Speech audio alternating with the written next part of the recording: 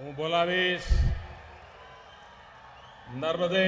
સર્વદા બોલજો સર્વદે. નર્મદે. પૂરી તાકાતથી નર્મદે. નર્મદે. નર્મદે. મંચ પર બિરાજમાન ગુજરાતના મુખ્યમંત્રી શ્રીમાન વિજય રૂપાણીજી, ઉપમુખ્યમંત્રી નીતિનભાઈ, પૂર્વ મુખ્યમંત્રી આનંદીબેન, ગુજરાત પ્રદેશ ભારતીય જનતા પાર્ટીના નવજવાન અધ્યક્ષ ભાઈ શ્રી જીતુભાઈ, કેન્દ્રમાં મંત્રી પરિષદના મારા સાથીઓ, રાજ્યના મંત્રીમંડળના સૌ સાથીઓ,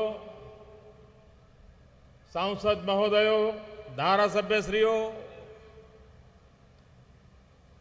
અને વિશાળ સંખ્યામાં ઉપસ્થિત વાલા ભાઈઓ અને બહેનો, કેમ છો?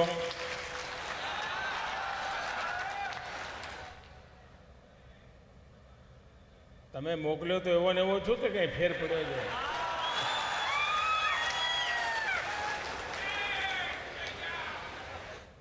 નર્મદે સર્વદે બોલાવ્યું એટલે તમને લાગ્યું હશે એવો ને એવો જ છું.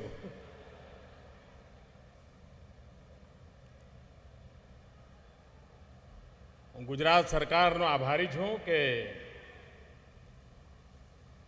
આવા એક મહત્વના પ્રસંગે મને ભાગીદાર બનવાનો અવસર મળ્યો.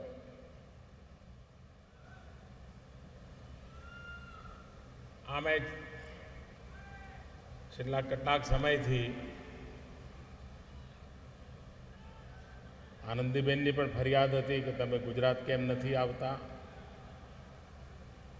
ધીરે ધીરે ફરિયાદ વધવા માંડી, કાર્યકર્તાઓની પણ ફરિયાદ આવવા માંડી, નાગરિકોની પણ ફરિયાદ આવવા માંડી અને ફરી ફરી યાદ આવવા માંડી.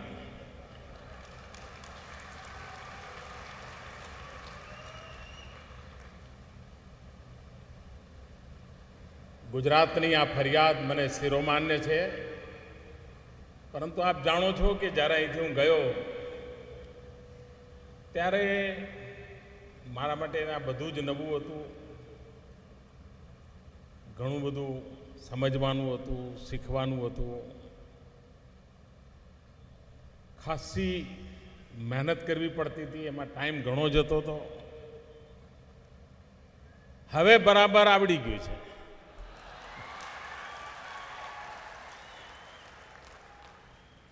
એટલે હવે તમારી ફરિયાદ નહીં રહેવા દો.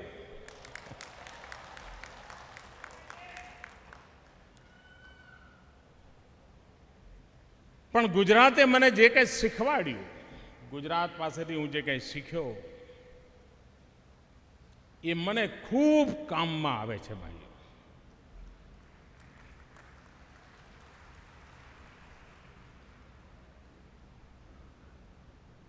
અને એનો લાભ 125 કરોડ દેશવાસીઓને મળે એના માટે અહર્નિશ પ્રયાસ ચાલે છે.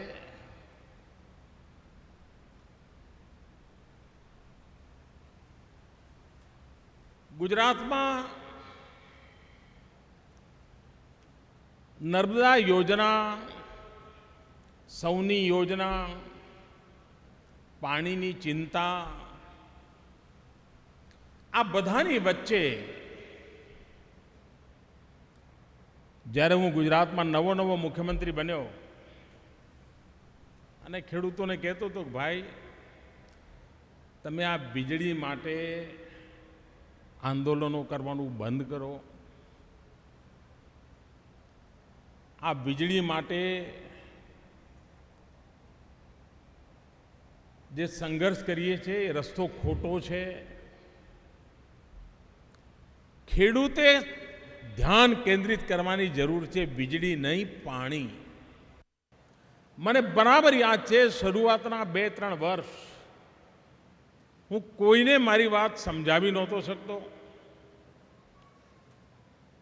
અમારા વિચારને ભરેલા લોકો પણ મારી સામે આંદોલન કરતા હતા, ભૂખ હડતાલ પર બેસતા હતા. હું જ્યાં જઉં ત્યાં પૂતળા બાળતા હતા. અને હું અડગ રહ્યો કે નહીં ભાઈ, આપણે ધ્યાન કેન્દ્રિત કરીએ પાણી ઉપર. અને આજે અત્યંત સંતોષ સાથે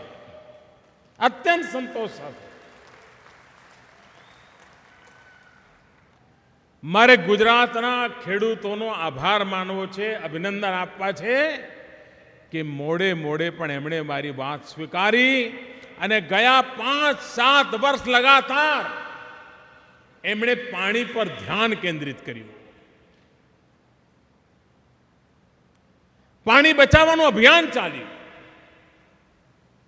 જળ સંચય, જળ સિંચન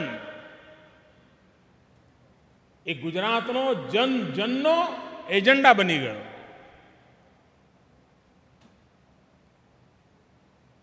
પાણીના તળ નીચા જતા હતા, એ ધીરે ધીરે ઉપર આવવા માંડ્યા. 6 લાખ જેટલા ચેકડેમ, બોરીબંધ, ખેત તલાવડી એક મોટું આંદોલનનું રૂપ લઈ લીધું. કોઈ કલ્પના કરી શકે કે કચ્છમાં જ્યાં ધૂળની ડમરી સિવાય કાંઈ ન હોય, જ્યાં પાણી બીએસએફના જવાનોને પીવા માટે ઊંટ પર પાણી લાવવા પડતા હતા, એ છેક ખાવડા સુધી નર્મદાનું પાણી પહોંચ્યું હોય. સરહદ પર દેશની સેવામાં કામ કરનારો વ્યક્તિ, જેને પીવાનું પાણી કંટ્રોલ રીતે મળતું હતું, એને નાહવા માટે પણ નર્મદાનું પાણી પહોંચી જાય, એ દેશની રક્ષા કેટલી સરસ છે. જય જવાન, જય કિસાન. અને કચ્છનો કિસાન, હું કચ્છનું ઉદાહરણ એટલા માટે આપું છું કે જ્યાં ખેતી માટે કોઈ કલ્પના ન કરી શકે, આ પાણી પ્રબંધનનું પરિણામ છે કે 70,000 ટન કચ્છની કેસર કેરી એક્સપોર્ટ થઈ. આપ વિચાર કરો કેવી રીતે પરિવર્તન લાવી શકાય. જે વખતે 25 સપ્ટેમ્બર 2012 પંડિત દીનદયાળ ઉપાધ્યાયજીની જન્મ જયંતિ હતી અને રાજકોટના એક સભાગૃહમાં મેં સૌરાષ્ટ્રના જનપ્રતિનિધિઓને બોલાવીને જાતે પ્રેઝન્ટેશન આપીને સૌની યોજના સમજાવી હતી. પહેલી વાર લોકોને માટે અચરજ હતું કે આ વળી કેવી યોજના છે, કેવી રીતે બને. અને જ્યારે યોજનાનું રૂપ પૂરું જોયું, મેં જોયું હતું કે એ દિવસે આખા સૌરાષ્ટ્રના જનપ્રતિનિધિઓ એ સભાગૃહમાં મોજૂદ હતા અને એમની આંખમાં જે ચમકારો હતો, એમ લાગતું હતું કે જાણે હમણાં જ નર્મદાના પાણીથી આચમન કરીને આવ્યો હોય એવી તાજગી અનુભવાતી હતી. 2014ની ફેબ્રુઆરીમાં કામ શરૂ થયું. હું તો નીકળી ગયો, પણ આનંદીબેનના નેતૃત્વમાં તેજ ગતિથી એ કામને આગળ વધારવામાં આવ્યું. વિજયભાઈએ દોર સંભાળ્યો અને આજે સૌની યોજના આપણી સામે સાકાર થયેલી જોવા મળે છે. પાણીનો જે ધોધ ભલાને અચરજ કરાવી દે કે ક્યાં નર્મદા મૈયા કેટલા કિલોમીટર દૂર, અને આપણું કાઠિયાવાડ તો ઊંધી રકાબી જેવું છે. ચોટીલા અને જસદણ એ ટોપ પર અને બાકી બધો નીચે ઢોળાવો છે. પાણી ઉપર ચડાવવું પડે. એક પ્રકારે ટેકનિકલ બાબતોમાં આટલું મોટું નેટવર્ક વિપરીત પરિસ્થિતિમાં ઊભું કરવું અને સાકાર કરવું એ ગુજરાતની નાની સૂની સિદ્ધિ નથી ભાઈઓ. એકે એક ગુજરાતી ગર્વ કરે એવી આ સિદ્ધિ છે. અને દેશવાસી પણ આટલી મોટી એન્જિનિયરિંગની કમાલ જુએ, પાણીના મહાત્મ્યને સમજે, તો સમગ્ર દેશવાસી માટે પણ આ ગૌરવપૂર્ણ ઘટના છે.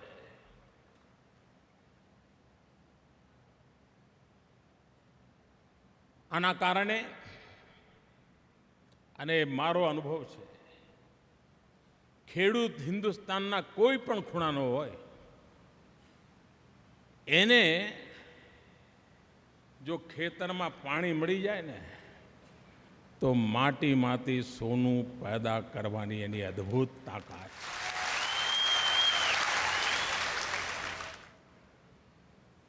આ સૌની યોજના સોનું પકવવાની તાકાત રાખે છે, સોનું પકવવાની તાકાત રાખે છે, અને સૌનું ભલું કરવાની તાકાત રાખે છે.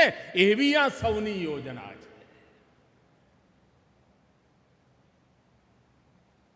એક નદી જીવનને કેટલું તારી શકે એ માં નર્મદાએ આપણને શીખવાડ્યું છે. ત્યારે આપણી જવાબદારી પણ વધે છે. પાણી આવે એથી વેડફવાનો અધિકાર નથી મળતો, એને બચાવવું જ પડે. અને એટલા માટે આપણે લગાતાર અભિયાન ચલાવ્યું, માઇક્રો ઇરિગેશનનું, સ્પ્રિંકલરનું, ડ્રીપ ઇરિગેશનનું. અને શરૂઆતમાં ગુજરાતના ખેડૂતો મારી સામે એમાં પણ મોં બગાડતા હતા. મને કહે, સાહેબ હવે આ બધું ક્યાં અમે કરીએ. હું બરાબર પાછળ લગ્યો રહ્યો. ગુજરાતમાં લાખો હેક્ટર માઇક્રો ઇરિગેશનમાં ગયા ખેડૂતો, ટપક સિંચાઈ, સ્પ્રિંકલર એમાં ગયા. પર ડ્રોપ મોર ક્રોપ, આ સિદ્ધાંતને ચરિતાર્થ કરી બતાવ્યો. અને એના કારણે પાણીની બચતનું કામ પણ જોડે જોડે ચાલ્યું. એને આગળ ધપાવવાનું છે. પાણી બચવું પણ જોઈએ, કારણ આવનારી પેઢીઓની જવાબદારી પણ આપણા માથે છે. આપણે રહીએ પણ ન રહીએ, પણ આવનારી પેઢીઓ માટે પાણી રહેવું જોઈએ. કારણ કે આપણા પૂર્વજો આપણા માટે પાણી મૂકીને ગયા છે. આપણે પણ એમના માટે પાણી મૂકીને જવું પડે. અને પાણી મૂકવા માટે આપણે બી પાણી મૂકવું પડે, તો જ પાણી મૂકવાનું વ્રત પૂરું થતું હોય છે. અને એ જવાબદારી આપણે નિભાવવી પડે.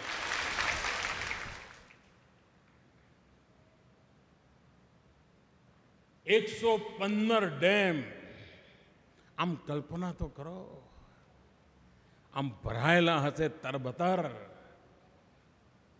આખું સૌરાષ્ટ્ર કેવું લાગશે, આખું કચ્છ કેવું લાગશે ભાઈ, જરા કલ્પના તો કરો.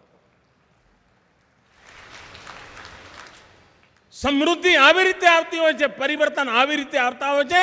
અરે ટુકડા ફેંકીને તો ચૂંટણીઓ ચાલે, ટુકડા ફેંકીને દેશ ન ચાલે દોસ્તો.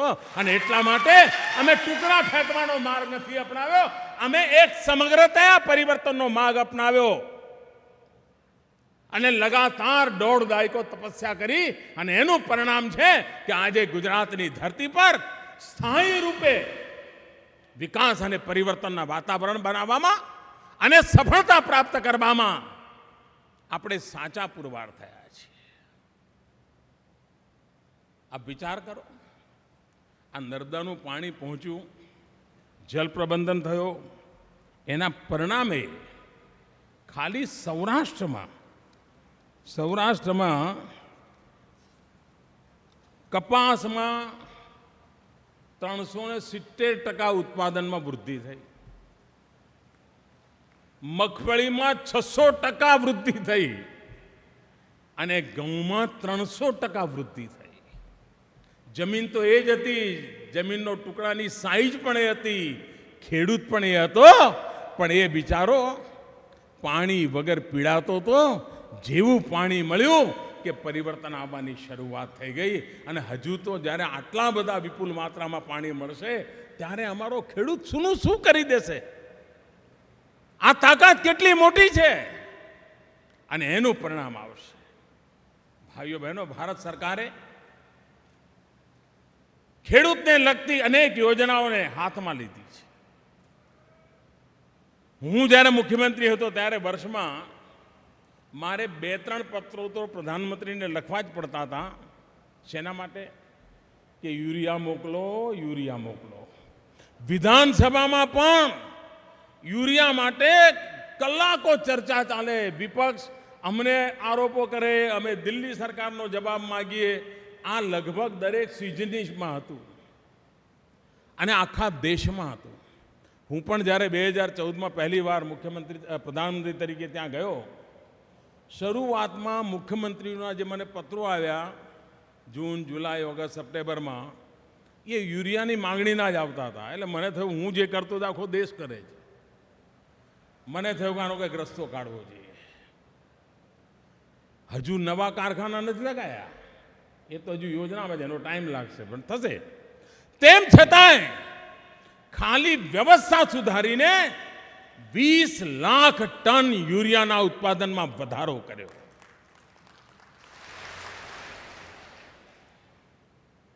આપણે યુરિયાનું નીમ કોટિંગ કર્યું. નીમ કોટિંગ કોઈ જૂની સરકારોને ખબર નહોતી એવું નહીં, એમને ખબર હતી. એમણે પણ સાંભળ્યું હતું,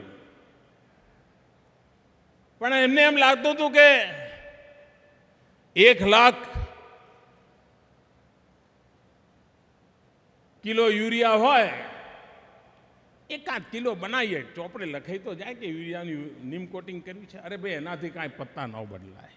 અમે મિશન ઉપાડ્યું 100% યુરિયાનું નીમ કોટિંગ. 100% વિદેશથી આયાત થાય એ યુરિયાનું પણ નીમ કોટિંગ કરીને જ દેશમાં પ્રવેશે. નીમ કોટિંગ કરવાનો ફાયદો એ થયો કે પહેલાં યુરિયાનું શું થતું, નામ તો બધું ખેડૂતોના નામે ચડતું હતું, સબસિડી ખેડૂતોના નામે ચડતી હતી, પણ ખેડૂતોને યુરિયા લેવા માટે 2 દાડા રાતના ઉજાગરા કરીને લાઈનમાં ઊભા રહેવું પડતું હતું. યુરિયા કાળા બજારમાં લેવું પડતું હતું. કેટલાક રાજ્યોમાં યુરિયા લેવા આવનારા ખેડૂતોના ધસારાના કારણે લાઠીચાર્જ થતા હતા.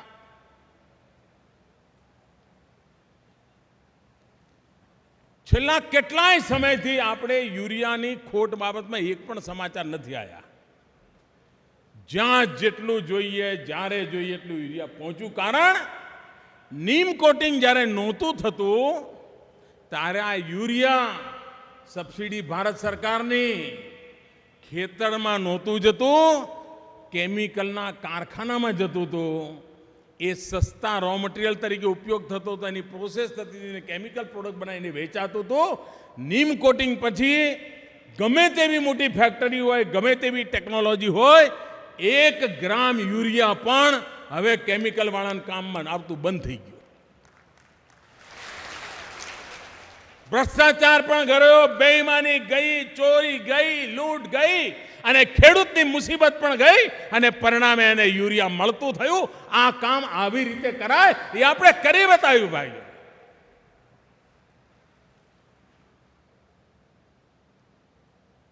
પ્રધાનમંત્રી ફસલ બીમા યોજના, આપણને ખબર છે અહીંયા શું કરવું પડતું હતું. વાયો હોય કપાસ અને લખે મગફળી, અને જ્યારે વીમો પાકવાની વાત આવે ત્યારે ઝઘડા ચાલે. પેલો કે ના તે તો કપાસ વાવ્યો હતો, પેલો કે ના સાહેબ મગફળી વાવી હતી, પેલો કે પુરવાર કરતા, પુરવાર થાય નહીં અને રૂપિયા લટક્યા કરે. આ બધું એટલા માટે થતું હતું, પ્રીમિયમ મોંઘું પડતું હતું. પહેલી વાર આ દેશમાં પ્રધાનમંત્રી ફસલ વીમા યોજના એવી ઇન્ટિગ્રેટર લઈ આવ્યા છે કે જેના કારણે 2% કે 1.5%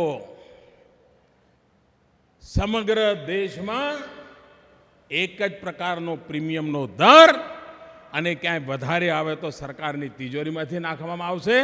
ખેડૂત પાસેથી 2% અને 1.5%, અને ફળફળાદી હોય તો 5%. આવો એક એવી ફસલ વીમા યોજના લાવ્યા. અને એટલું જ નહીં,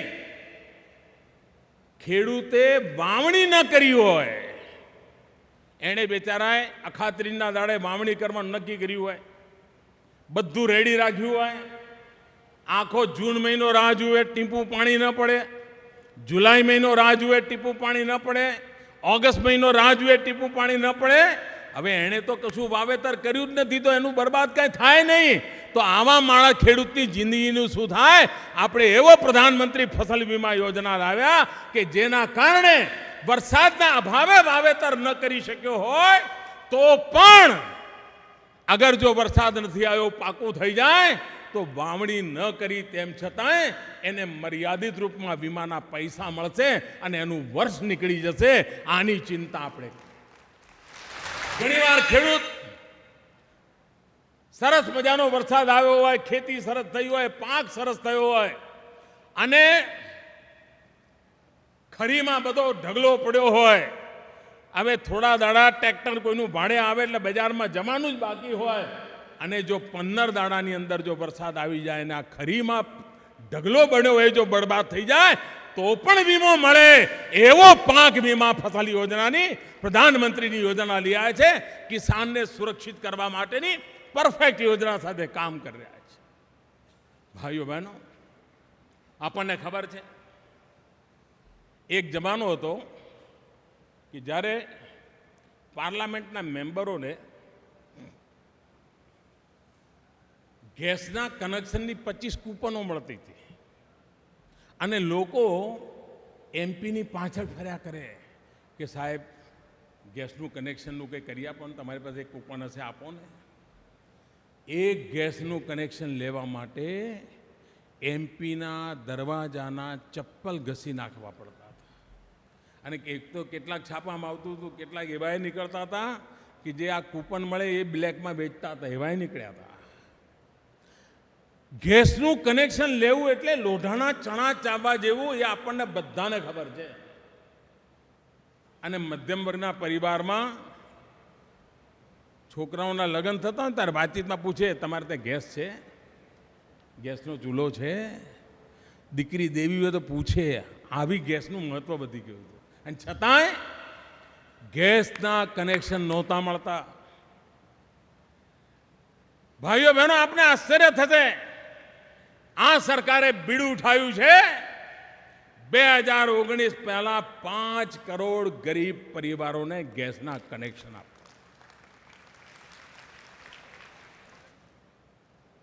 એક માં, ગરીબ માં જ્યારે રસોડામાં લાકડાના સળગાવીને ચૂલો કરે, દિવસમાં રસોઈ બનાવે, એક દિવસમાં 400 સિગરેટ જેટલો ધુમાડો એ માના શરીરમાં જાય છે. જંગલો કપાય, બાળકો માંદા પડે, માં માંદી પડે અને ગેસનું કનેક્શન માટે દીવા સ્વપ્ન જુએ. આ સરકારે એક મોટું બીડું ઉઠાવ્યું. 5 કરોડ પરિવારોને અને યોજના જાહેર કરી છે ત્યારથી અત્યાર સુધીમાં લગભગ 45 લાખથી 50 લાખ વચ્ચે ગેસના કનેક્શનો ગરીબ પરિવારને પહોંચી ગયા. હું ઉત્તર પ્રદેશનો સાંસદ છું.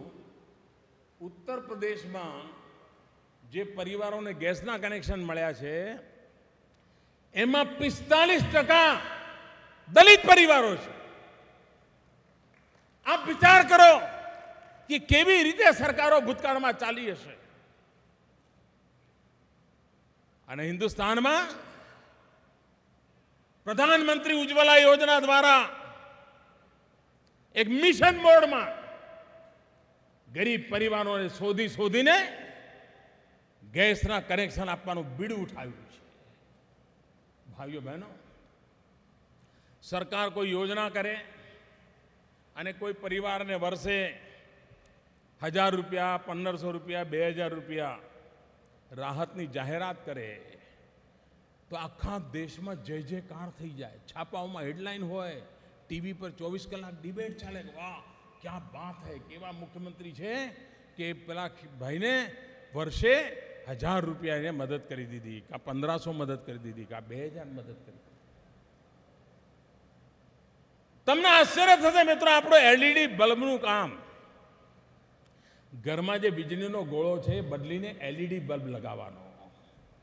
અને મારે આનંદીબેનને, વિજયભાઈને, નીતિનભાઈને અને આ બંનેની ટીમને અભિનંદન આપવા છે કે એમણે ગયા 100 દિવસ ગુજરાતમાં એલઈડી બલ્બ લગાવવાનું અભિયાન ચલાવ્યું. અને આજે મારે એમને અભિનંદન આપવા છે કે એલઈડી બલ્બ વિતરણમાં સમગ્ર દેશમાં ગુજરાત નંબર 1 પર છે. 2 કરોડ એલઈડી બલ્બ પહોંચાડવાનું કામ આપે પૂરું કરી દીધું છે અને હજુ તો કદાચ આ ગતિમાં તો બહુ જલ્દી કરી નાખશો. અભિનંદનને પાત્ર છે. આના કારણે સરેરાશ એક કુટુંબમાં વર્ષે વીજળીના 2000 રૂપિયાનું બિલ બચવાનું છે. બોલો આ ફાયદો થયો કે ના થયો? કોઈ રાજકારણ નહીં, કોઈ ટેન્ડરની ગડબડ નહીં, કંઈ નહીં. સીધો સામાન્ય માનવીને ગુજરાતનો જે વપરાશનો હિસાબ છે એ પ્રમાણે સરેરાશ કોઈને 2200 મળે તો કોઈને 1800 મળે, કોઈને 2400 મળે તો કોઈને 1600 મળે, પણ સરેરાશ 2000 રૂપિયા ખાલી વીજળીમાં બચત થશે. 500 મેગાવોટ કરતા વધારે વીજળી બચત થશે અને હજારો ટન કાર્બન થતો બચી જશે. પર્યાવરણની મોટી સેવા થશે. આ કામ એલઈડી બલ્બ નરેન્દ્ર મોદી પ્રધાનમંત્રી બન્યા પછી સંશોધન નથી થયું, પરંતુ ભારત સરકારે મિશન મોડમાં આ કામ ઉપાડ્યું. રાજ્યો વચ્ચે સ્પર્ધા ચાલુ કરી. અત્યારે ગુજરાત, મહારાષ્ટ્ર, આંધ્ર, તેલંગાણા આવા રાજ્યો વચ્ચે બરાબર નેક ટુ નેક કોમ્પિટિશન ચાલે છે. એક અઠવાડિયામાં એ લોકો આગળ નીકળી જાય તો બીજા અઠવાડિયે ગુજરાત આગળ નીકળી જાય, એવું ચાલી રહ્યું છે. પણ મને ખાતરી છે ગુજરાત વેળાસર દરેક કુટુંબમાં એલઈડી પહોંચાડી દેશે. દરેક નગરપાલિકા, મહાનગરપાલિકામાં એલઈડી પહોંચાડશે અને ગુજરાતમાં સેંકડો મેગાવોટ વીજળી બચાવીને પર્યાવરણની પણ રક્ષા થશે. આવો મને પૂરો ભરોસો છે. ભાઈઓ બહેનો,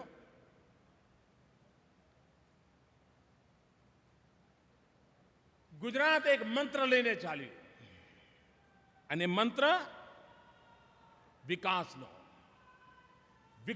મંત્ર. અને આ વિકાસનો મંત્ર જ ગુજરાતના જાહેર જીવનને નવી ઊંચાઈઓ પર લઈ જશે. સમગ્ર દેશમાં વિકાસના મંત્રને લઈને આપણે આગળ ધપી રહ્યા છીએ અને આ વિકાસનો મંત્ર ગુજરાતની આશા આકાંક્ષાઓને જે રીતે પૂરી કરી એવી જ રીતે આ વિકાસનો મંત્ર પણ સમગ્ર દેશની આશા આકાંક્ષાઓને પરિપૂર્ણ કરવાની તાકાત ધરાવે છે. ભાઈઓ બહેનો, આજે ગુજરાતનું એક સંતાન, આજે ગુજરાતનો એક બેટો સમગ્ર દેશે એને પ્રધાનમંત્રી પદે સ્વીકાર કર્યો છે. આપણી મારી પાસે અપેક્ષાઓ સ્વાભાવિક હોય, પણ સાથે સાથે ગુજરાત એ વાતને ભલી ભાંતિ સમજે છે કે સમગ્ર દેશના કલ્યાણ માટે જ્યારે ગુજરાતના એક સંતાનની જવાબદારી આવી છે ત્યારે એ જવાબદારી પૂર્ણ કરવામાં ક્યારેય ગુજરાતનું આ સંતાન પાછી પાની નહીં કરે.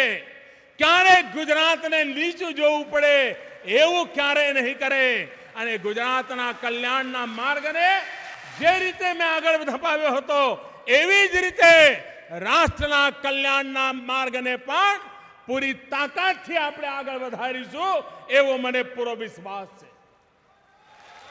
ભાઈઓ બહેનો, આવનારા દિવસમાં વિકાસની નવી ક્ષિતિજો પાર કરવી છે.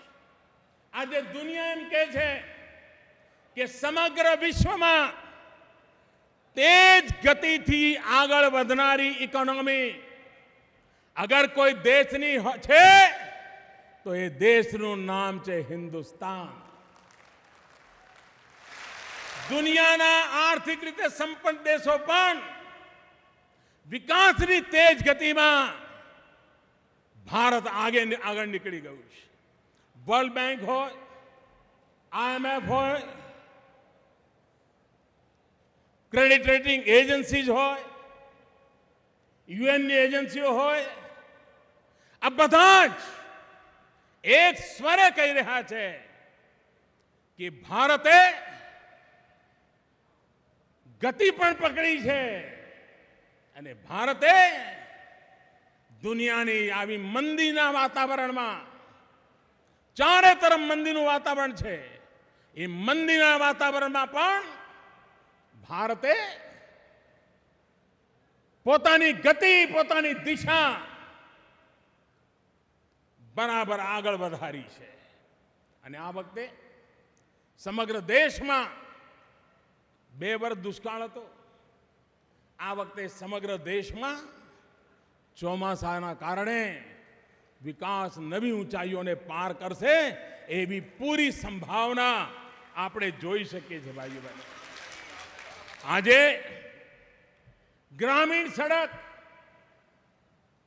ગુજરાતમાં તો ઘણીવાર ગ્રામીણ સડક હોવી કે ન હોવી એ મુદ્દો લગભગ ભૂલાઈ ગયો છે. કારણ કે આપણે ત્યાં લગભગ મોટા ભાગના ગામડા પાકી સડકથી જોડાઈ ગયા છે. પણ આજે હિન્દુસ્તાનના અનેક ગામ એવા છે કે જે પાકી સડકથી વંચિત છે. આપણે બીડું ઉઠાવ્યું કે ગામડાના જીવનમાં બદલાવ લાવવો છે. પ્રધાનમંત્રી ગ્રામ સડક યોજનામાં તાકાત આપી. પહેલા એક દિવસમાં જેટલી સડક બનતી હતી એના કરતા સવાઈ સડકો એક દિવસમાં આજે બને એવી ઊંચાઈ પર કામની ગતિ આપણે લઈ ગયા છે. પ્રધાનમંત્રી કૃષિ સિંચાઈ યોજના, આ સૌની યોજનામાંથી જ પ્રેરણા મળીને આ યોજના બની છે. પ્રધાનમંત્રી કૃષિ સિંચાઈ યોજના દ્વારા સમગ્ર દેશમાં ખેતરોમાં પાણી પહોંચાડવાનું મોટું અભિયાન, મોટા પાયે પર બજેટનું એલોટમેન્ટ એની દિશામાં કામ કરી રહ્યા છે. રિવર ગ્રીડની વાત હજુ દેશના અનેક ભાગોમાં અજુબો છે. આજે આ સૌની યોજના અંતર્ગત નર્મદા યોજના સૌરાષ્ટ્રની 6 નદીઓ સાથે તો જોડાઈ ગઈ. નદીઓ જીવતી થાય એટલે જીવંત થઈ જાય એટલી એની તાકાત હોય છે. એ કામ આના દ્વારા થઈ રહ્યું છે. 6 નદીઓમાં તાકાત આવી ગઈ છે. ભૂતકાળમાં નર્મદાથી મહી અને સાબરમતી આપણે જોડ્યા હતા. આજે અહીંયા 6 નદીઓને એનો લાભ મળી રહ્યો છે. આવી જ રીતે સમગ્ર દેશમાં પ્રધાનમંત્રી કૃષિ સિંચાઈ યોજના દ્વારા હિન્દુસ્તાનના ખૂણે ખૂણે પાણી પહોંચાડવાનું એક ભગીરથ કામ પણ કરવાની નેમ સાથે સરકારે ગયા બજેટમાં એ કામની ઘોષણા કરી છે. ઘણીવાર લોકોને થાય, સાહેબ આ બધું કેવી રીતે શક્ય બને? કામ અઘરા છે, પણ અઘરા કામ લઈશું તો જ અઘરી સમસ્યાઓનું પણ સમાધાન થશે. હલકા ફુલકા કામો લઈશું તો અઘરી સમસ્યાઓનું ક્યારેય સમાધાન નહીં થાય. અને દેશ સમસ્યાઓના કાયમી નિકાલ માંગે છે. આ કાયમી નિકાલ માટેનું કામ દિલ્હીમાં ભારત સરકાર સ્પષ્ટ નીતિ સાથે, સાફ નિયત સાથે, ત્વરિત નિર્ણય સાથે અવિરતપણે કરી રહી છે અને જેનો લાભ સમગ્ર દેશને મળવાનો છે. હું ફરી એકવાર આ ગુજરાતની ધરતીને નમન કરું છું. જે માટીએ મને મોટો કર્યો,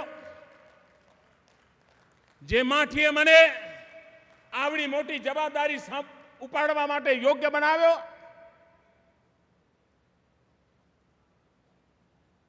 અને જવાબદારી પૂર્વક, નહીં તો પહેલા 2014માં તમે જોયા હશે છાપા, માર્ચ મહિના પહેલા. મન થાય તો કાઢીને જોજો, હેડલાઈનો કેવી આવતી હતી, ટીવીમાં કયા સમાચાર આવતા હતા. આજે લગભગ 2.25 વર્ષ થઈ ગયા. એક ધારા વિકાસના જ સમાચારો, એક ધારા વિકાસની જ વાતો, એક મિશન મોડમાં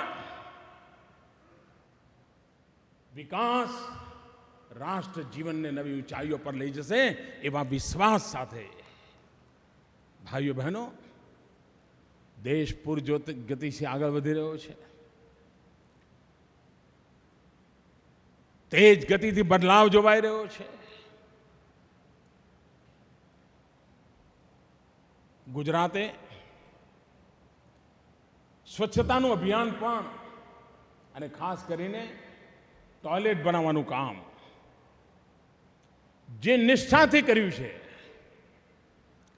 જે મિશન મોડમાં કર્યું છે, એ પણ દેશ માટે દિશાદર્શક બનશે. અને મારો સ્પષ્ટ મત છે ભાઈઓ બહેનો, સત્યાગ્રહ દ્વારા ગુલામી ગઈ, સ્વચ્છાગ્રહ દ્વારા ગંદકી કાઢીને રાખીશું. આઝાદીની લડતમાં સત્યાગ્રહનું મહત્વ હતું, તો ભારતના ઉજ્જવળ ભવિષ્ય માટે સ્વચ્છાગ્રહનું મહત્વ છે. સત્યાગ્રહની તાકાત ગુલામીની બેડીઓ તોડવામાં કામ આવી, તો સ્વચ્છાગ્રહની તાકાત ગંદકીમાંથી મુક્તિ માટેનો માર્ગ પ્રશસ્ત કરશે.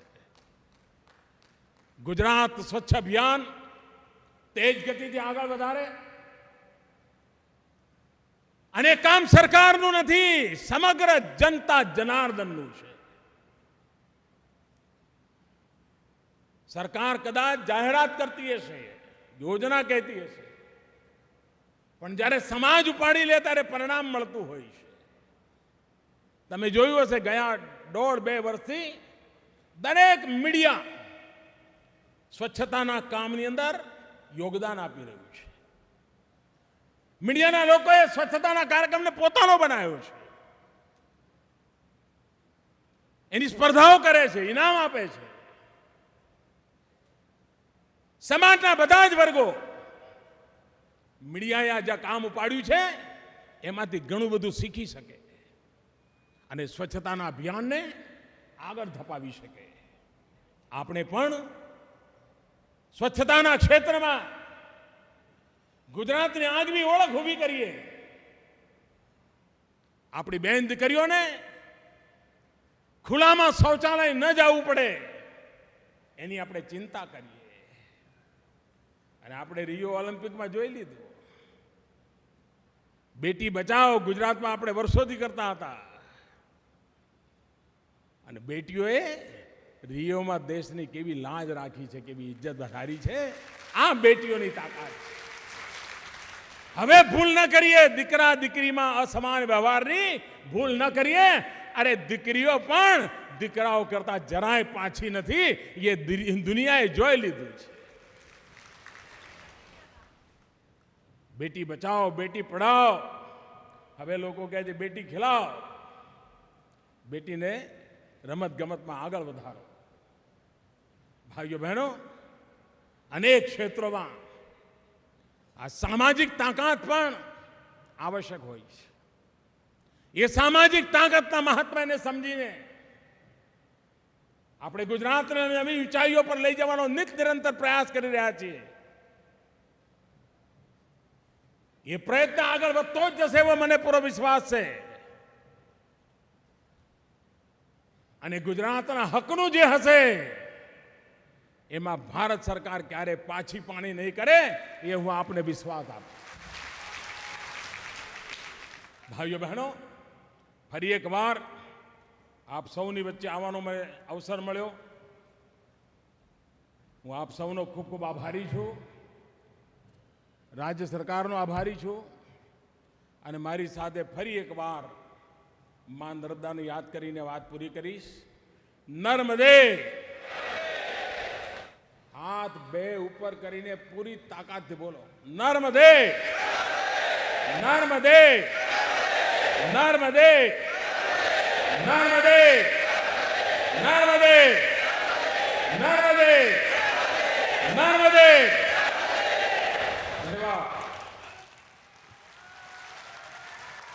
આપણા